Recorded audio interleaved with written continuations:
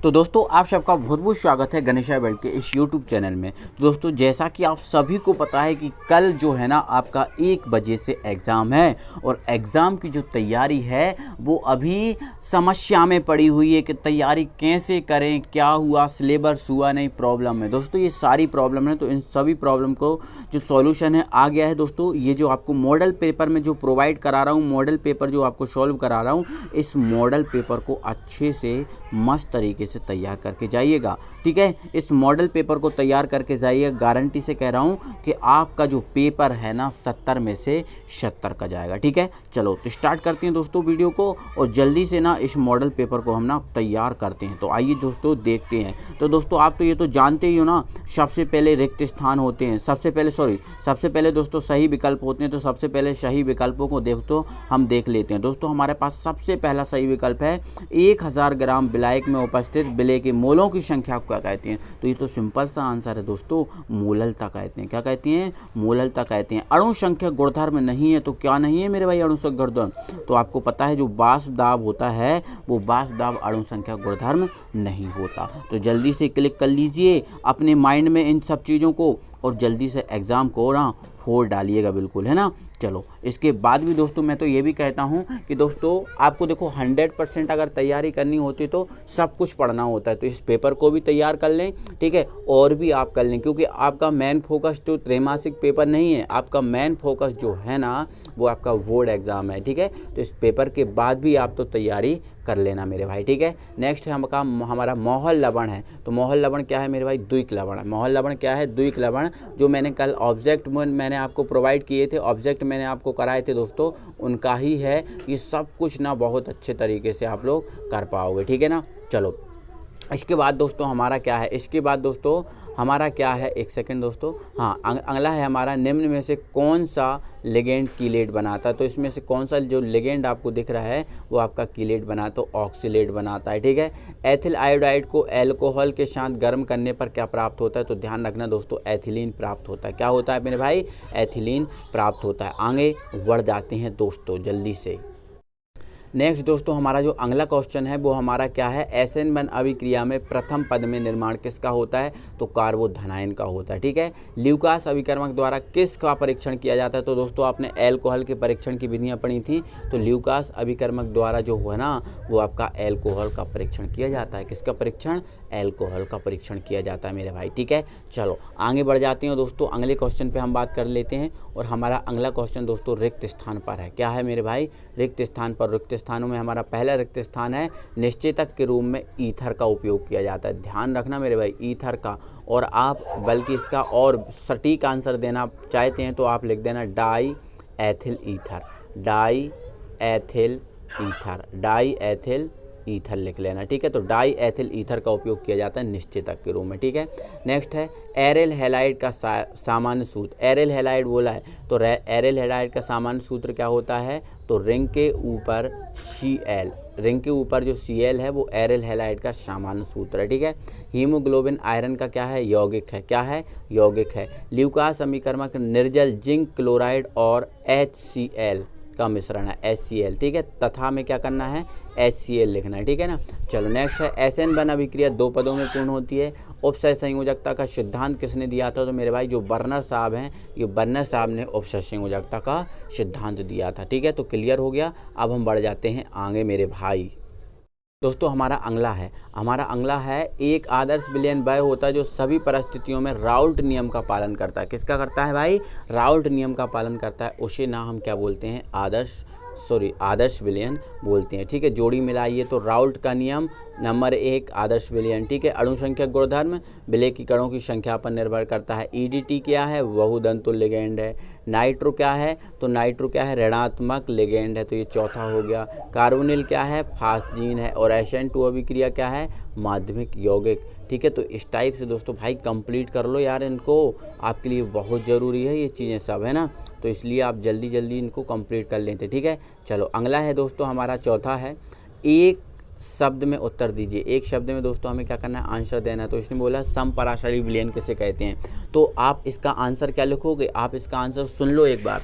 ऐसे विलयन जिनका परासरण दाब समान होता है समपराशरी विलयन कहलाते हैं। ठीक है, चलो संकुल यौगिक किसे कहते हैं? ठीक है, तो ऐसे यौगिक जिनका वियोजन नहीं होता, अर्थात जल में अपने सभी आयनों का परीक्षण नहीं देते, संकुल यौगिक कहलाते हैं। ठीक है, तो क्या लिखोगे? ऐसे यौगिक जिनका वियोजन नहीं होता, अर्थात विलयन में सभी आयनों का परीक्षण नहीं देते, संकुल यौगिक कहलाते हैं। कीलेट क्या है? तो आप लिख देना बहुदंतोर, सॉरी कीलेट क्या है अगर पूछें तो आप बोल देना चक्रीय यौगिक। चक्रीय यौगिक को कीलेट कहते हैं, तो आप ये लिख देना, चक्रीय यौगिक को क्या कहते हैं? कीलेट कहते हैं। ठीक है, एल्किल हैलाइड के सोडियम धातु के साथ गर्म करने पर, एल्किल हैलाइड को सोडियम धातु के साथ गर्म करने पर क्या बनता है? तो आप बता देना भाई, एल्केन बनता है। क्या बता देना? एल्केन बनता है। तो एल्केन जो है ना इसका सही आंसर होता।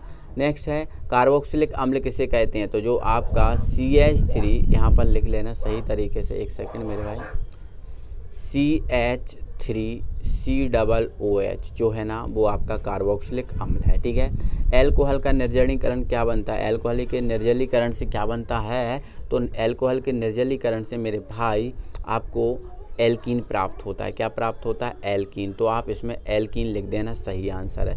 असामान्य अणुभार किसे कहते हैं? ठीक है, असामान्य अणुभार किसे कहते हैं? तो दोस्तों इसमें जो आंसर आपको दिख रहा होगा स्क्रीन पर, ये जो आंसर है वो आप लिख लेना। ठीक है, थोड़ा सा बड़ा था इसलिए मैंने आपको ये बता दिया। अगला हमारा दोस्तों क्वेश्चन है, अणुसंख्यक गुणधर्म किसे कहते हैं? 4 उदाहरण दीजिए। मतलब अणुसंख्यक गुणधर्म 4 तो होते ही हैं, तो 4 उदाहरण देना है। समझ गए ना? चलो अब हम अगले क्वेश्चन पे बात कर लेते हैं। दोस्तों इसका अथवा का क्वेश्चन है, मोलरता और मोललता जो है ना इसमें आपको ना इसकी परिभाषा करना है, मतलब ऐसा भी कह सकते हैं कि इसमें अंतर स्पष्ट करना है। नेक्स्ट है हमारा मोल प्रभास किसे कहते हैं। नेक्स्ट है अथवा में हेनरी नियम को आपको तैयार करना है। तो दोस्तों जितने क्वेश्चन आपको ये प्रोवाइड कर रहा हूँ ना, ये पूरे के पूरे क्वेश्चन बहुत अच्छे से तैयार कर लेना, आपके लिए बहुत ज़्यादा मायने रखते हैं। ठीक है, 666 क्या है, इसे बनाने की विधि और इसका उपयोग, बहुत बढ़िया दोस्तों, ये सब कंप्लीट कर लो अच्छे से। ठीक है, चलो इसके अथवा वाले क्वेश्चन पे हम बात कर लेते हैं। इसके अथवा वाला जो हमारा क्वेश्चन है दोस्तों, क्या कारण है कि हेलो एल्केन हेलो एरिन से अधिक क्रियाशील होता है? तो जल्दी से हमारे चैनल पे जाएं और इनको सर्च करें और जल्दी जल्दी इन सबको कंप्लीट कर लें। DDT बनाने की विधि और उपयोग करना है। एल्किल हैलाइड के अणु अध्रुवीय होते हैं क्यों? ठीक है, ये आप बना लेना।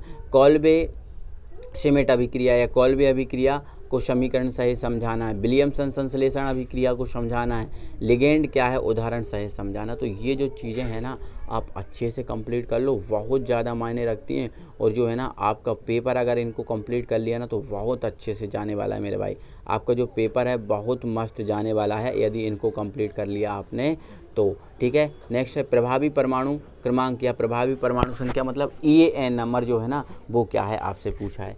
परासरण और परासरण दाब को परिभाषित करना है दोनों को। विलेयता को प्रभावित करने वाले कारक, बहुत बढ़िया दोस्तों। द्विक लवण किसे कहते हैं? 3 उदाहरण सहित समझाना है इसको। ठीक है, उपसय संयोजी यौगिक के हाइड्रेट समाव्याप्तता को समझाना है।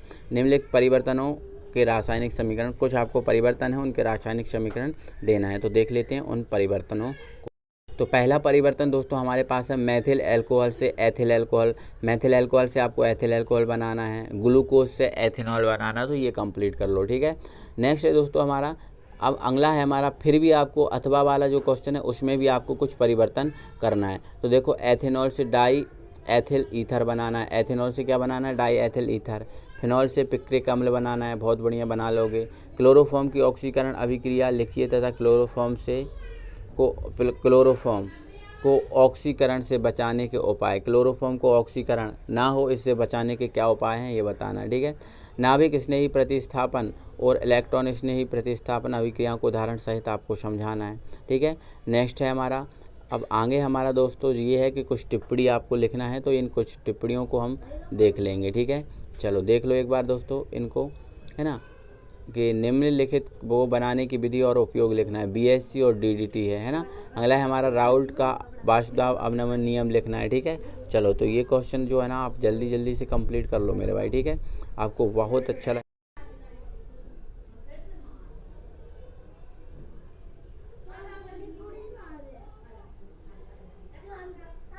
उपसय संयोजक यौगिक में लिगेंड समाव्याप्तता उदाहरण सहित समझाना है आपको।